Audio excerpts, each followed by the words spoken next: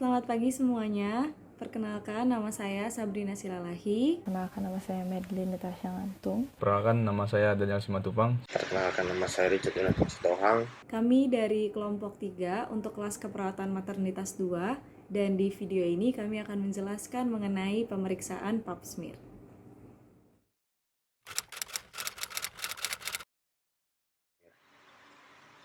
Yang pertama saya ambil dari Fitria tahun 2007, yaitu pap smear adalah suatu tes yang aman dan telah digunakan selama bertahun-tahun untuk mendeteksi kelainan-kelainan yang terjadi pada sel-sel di leher rahim.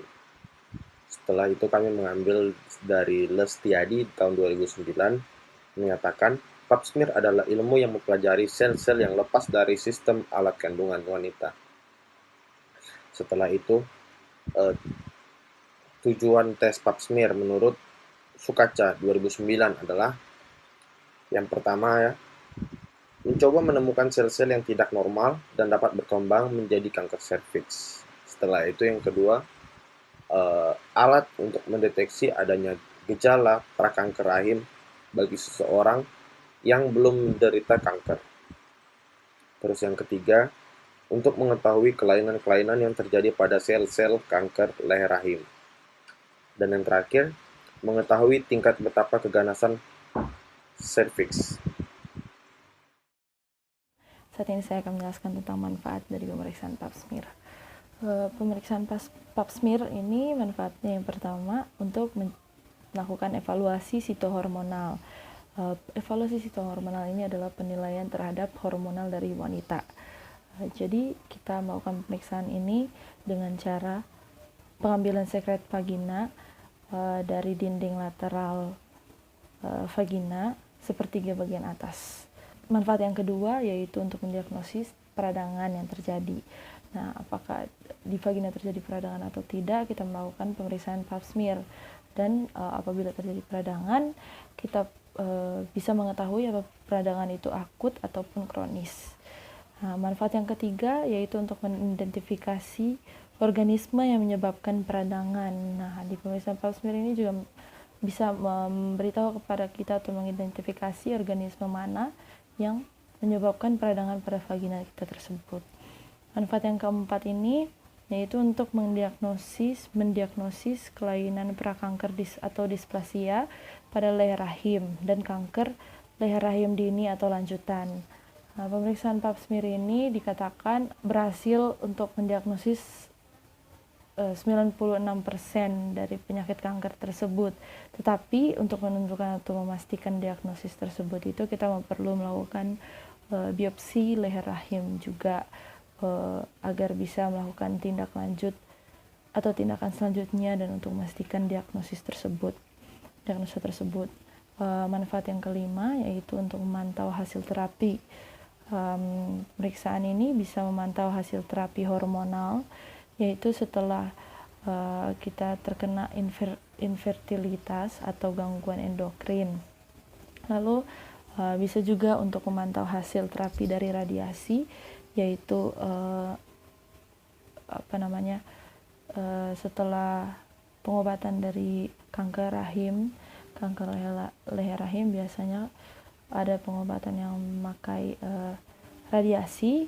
Kita bisa memakai pemeriksaan pap smear untuk memantau hasil terapi radiasi tersebut. Terus selanjutnya untuk memantau adanya kekambuhan atau tidak pada kasus kanker yang telah dioperasi. Kalau misalnya kasus kanker yang telah dioperasi, untuk mengetahui terjadinya kekambuhan atau timbul kembali kanker, kita bisa melakukan pemeriksaan pap smear. Selanjutnya yang terakhir untuk memantau hasil terapi lesi prakanker atau kanker leher rahim yang telah diobati. Selanjutnya saya akan menjelaskan tentang persiapan pasien pap smear. Di persiapan pasien sebelum melakukan pap smear atau hal-hal yang pasien harus ketahui untuk melakukan pemeriksaan pap smear.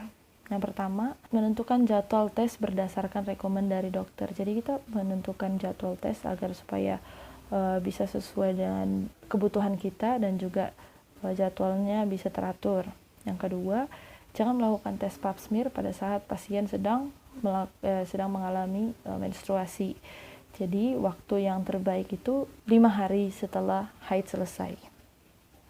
Yang ketiga, jangan berhubungan intim atau menggunakan obat, krim maupun kontrasepsi pada vagina selama 1-2 hari sebelum melakukan tes pap smear. Yang keempat, bagi pasien penderita cervicitis atau peradangan leher rahim, tunggulah sampai sembuh. Jadi kita tunggu sampai sembuh. Jika terjadi cervicitis, kita tunggu sampai sembuh baru kita bisa mengikuti tes pap smear ini. Yang kelima, bagi wanita yang baru melahirkan, tunggulah sampai 12 minggu setelah melahirkan untuk melakukan tes. Jadi jangan langsung melakukan tes, tapi tunggu 12 minggu baru bisa melakukan pemeriksaan pap smear ini. Yang keenam, jika sudah menggunakan obat KB, pasien harus mengetahui bahwa obat KB ini bisa mempengaruhi pemeriksaan atau hasil dari tes pap smear ini. Nah, persiapan pasien sebelum melakukan tesnya ini, kita harus memastikan pasien sudah membuang air kecil atau mengosongkan kantung kemihnya. Terus yang kedua, pasien harus tenang dan tidak bisa tegang saat melakukan pemeriksaan pap smear.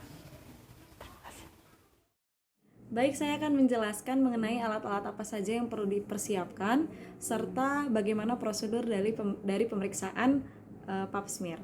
Untuk alat-alat yang perlu dipersiapkan, yang pertama itu ada objek glass atau kaca objek, lalu ada air spatula, ada spekulum yang bentuknya seperti cocor bebek, ada sarung tangan steril, ada kapas sublimat atau disebut safflon, lalu ada bengkok yang isinya larutan klorin 0,5% dan satu ember yang isinya juga larutan klorin 0,9%, lalu ada satu piring yang isinya alkohol 96%. Lalu kita akan masuk ke prosedurnya.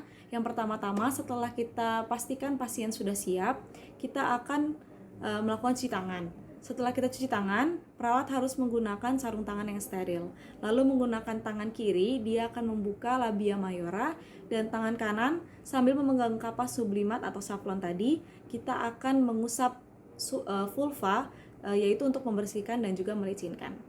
Setelah itu kita akan memasang spekulumnya. Sebelum dipasang, mulut spekulum masih dalam kondisi tertutup. Setelah kita sudah masukkan, lalu kita membuka mulut spekulum secara pelan-pelan. Lalu menggunakan air spatula, kita akan mengambil sekret dari porsio dengan gerakan memutar 360 derajat. Lalu sekret yang diambil kita akan usapkan ke objek glass atau kaca objek tadi. Kemudian objek glass ini akan direndam di piring yang berisi larutan alkohol 96% dan didiamkan selama 1 jam. Setelah itu dikeringkan. Lalu air spatula tadi kita akan rendam di dalam bengkok yang isinya larutan klorin 0,5%. Lalu spekulum tadi kita tutup kembali mulutnya. Setelah itu kita keluarkan secara perlahan. Kemudian spekulum ini kita akan rendam di ember berisi klorin 0,5% tadi. Setelah itu kita pastikan pasien sudah kembali rapi. Kita juga bereskan dan rapikan alat-alat.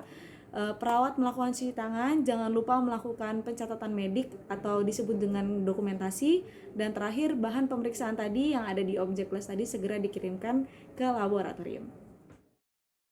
Saya dari kelompok 3 akan menjelaskan interpretasi dan evaluasi dari pap smear. Yaitu di sini ada beberapa hasil yang bisa didapatkan dari tes pap smear. Yang pertama, normal atau negatif.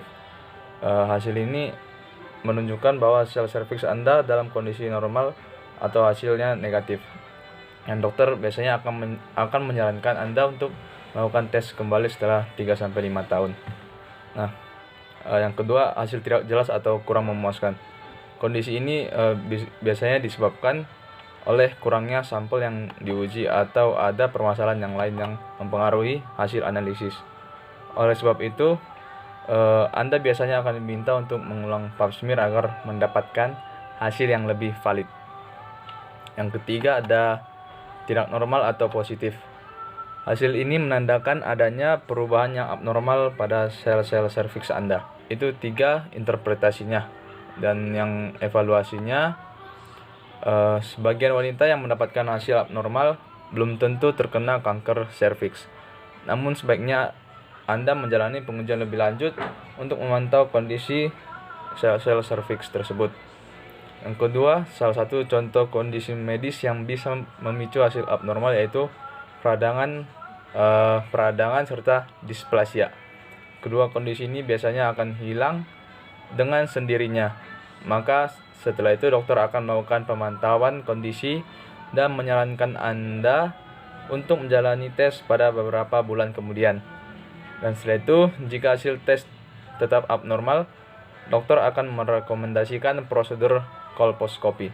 Yang ketiga, yaitu berbeda dengan pap smear. Kolposkopi memungkinkan dokter untuk melihat kondisi serviks untuk mencari bagian yang mencurigakan. Dokter bisa mengambil gambar maupun melalui biopsi dari bagian yang diperiksa. Itulah hasil interpretasi dan evaluasi dari pap smear.